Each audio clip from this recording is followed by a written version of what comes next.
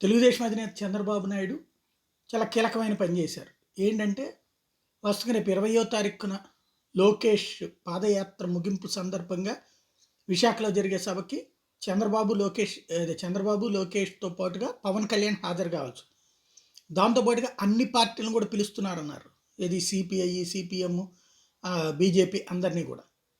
కానీ తర్వాత చూస్తే అచ్చెన్నాయుడు వాళ్ళిద్దరే అటెండ్ అవుతున్నారు, పవన్ కూడా రావట్లేదు అని తేల్చి చెప్పారు. ఇక్కడే సంథింగ్ కన్ఫ్యూజన్. ఎందుకని రావట్లేదు అంటే భవిష్యత్తులో ఒక కార్యక్రమం పెడతాం, ఇంకా మేనిఫెస్టో ఫైనలైజ్ కాలేదు కాబట్టి రావట్లేదు అని చెప్పారు.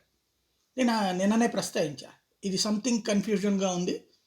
మేనిఫెస్టో గురించి పెద్ద సీన్ ఎందుకు క్రియేట్ కావాలి, ఎందుకంటే 6 తెలుగుదేశం చెప్పింది, ఓ 6 ఏళ్ళది పెడితే సరిపోతుంది కదా, ఎందుకు క్లాష్ వస్తుంది, సీట్ల గురించిన క్లాష్ అయ్యి ఉండాలి అన్నారు.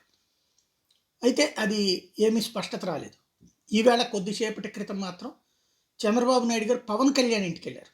ఇంతకుముందు 3-4 సార్లు కూడా పవన్ కళ్యాణ్ చంద్రబాబు ఇంటికి వెళ్ళారు.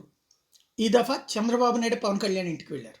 ఇప్పుడు కనుక పవన్ కళ్యాణ్ కనుక లోకేష్ కార్యక్రమానికి అటెండ్ అవుతుంటే సెట్ రైట్ అయిపోయినట్టు పరిస్థితి. సీట్ల సర్దుబాటుకు సంబంధించిన ఎదురయ్యేటువంటి సమస్య ఒకటైతే క్లియర్గా ఉన్నారు. నాగబాబు కూడా నెల్లూరులో మాట్లాడినటువంటి సందర్భంగా కూడా ఆ విషయాన్ని స్పష్టంగా చెప్పారు. మాకు అంటే కలిసే వెళ్ళబోతున్నాం, ప్రభుత్వాన్ని దించబోతున్నాం. ఆ రూట్లో స్పష్టత ఉంది, సీట్ల దగ్గరే స్పష్టత లేదు. రెండవది, రేపు ఒక 6-7 లక్షల మందిని పిలుస్తున్నాం వైజాగ్ అని చెప్పి మళ్ళీ పవన్ కళ్యాణ్ చంద్రబాబుల ప్రోగ్రాంకి మళ్ళీ అట్లా లక్షల్లో పోగేయడం అనేది ఆషామాషి వ్యవహారం కాదు ఇవాళ రోజులు.